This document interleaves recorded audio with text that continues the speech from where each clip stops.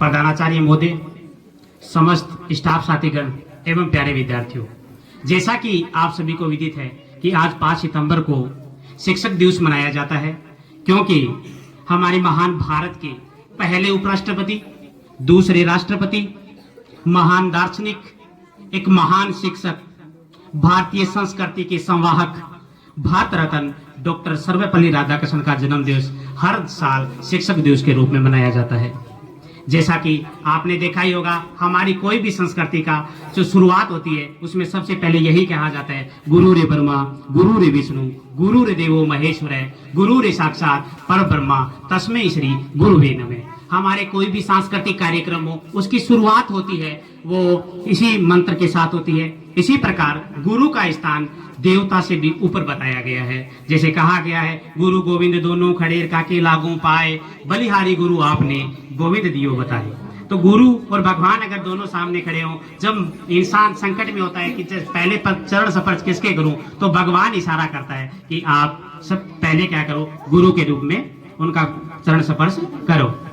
मेरे शिक्षक बनने के बाद में ये पहला शिक्षक दिवस है और मैं अपने आप को बहुत भाग्यशाली समझता हूँ कि मुझे एक शिक्षक जैसा महान पेशा मिला है और शिक्षक के रूप में मुझे राजकीय उच्च माध्यमिक विद्यालय पंसेरी का विद्यालय मिला, इतना शानदार स्टाफ मिला है और इतने होनहार विद्यार्थी मिले हैं। मैं अपने आप का बहुत सौभाग्यशाली समझता हूँ, क्योंकि मुस्तफा कमाल अतातुर्क का एक तर्क है कि एक अच्छा शिक्षक मोमबत्ती की तरह होता है, वह दूसरों के लिए रास्ता रोशन करने के लिए खुद को जला देता है।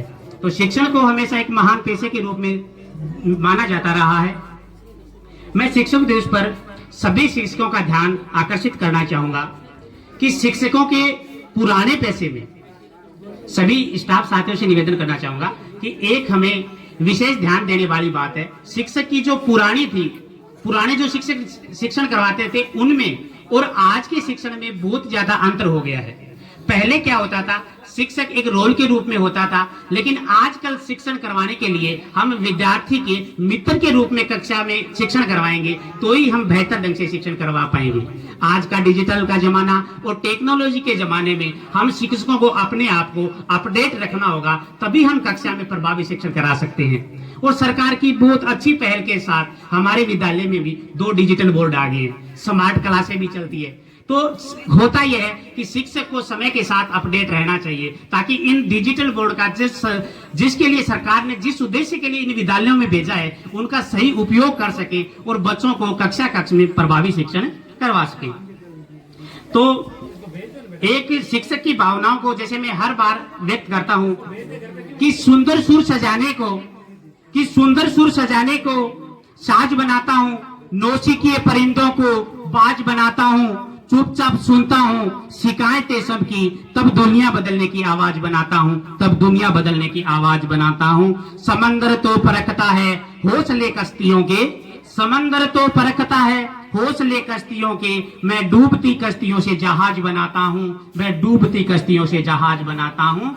बनाए चाहे चांद पे कोई बुर्ज ए खलीफा, बनाए चाहे चांद पे कोई बुर्ज ए खलीफा, अरे मैं तो इन कच्ची ईंटों से ताज बनाता हूँ, मैं तो इन कच्ची ईंटों से ताज बनाता हूँ।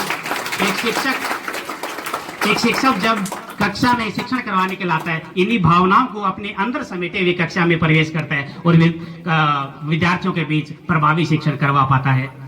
आज के कार्यक्रम में मैं कहूंगा कि आज यह कार्यक्रम बहुत ही शानदार रहा। कल सुबह ही जब मैंने मोहन सर प्रिंसिपल सर से निवेदन किया कि हम इस प्रकार से शिक्षा दिवस मनाएं, तो उन्होंने बड़ी उत्सुकता से हमारा उत्साहवर्धन किया और उन्होंने खुशी जाहिर की कि कम से कम इस प्रकार से विद्यालय में ऐसे फंक्शन होने चाहिए। पाठ्यक्रम के साथ साथ पाठ्य सहगामी क्रियाओं का भी विद्यार्थी के सर्वांगीण विकास में उतना ही योगदान होता है। ऐसी सोच रखने वाले हमारे मोहन सर के द्वारा जब हमें ये कहा गया, तभी आज का ये कार्यक्रम संपन्न हुआ।